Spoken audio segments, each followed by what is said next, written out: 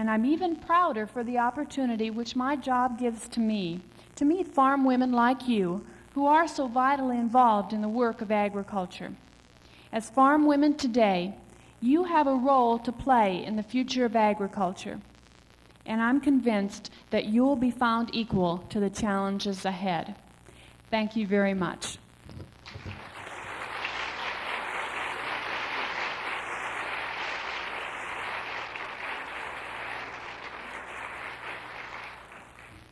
Thank you, Cheryl.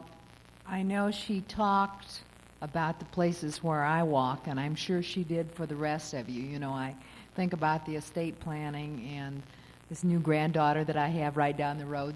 The other home economist knew I'd have to mention that.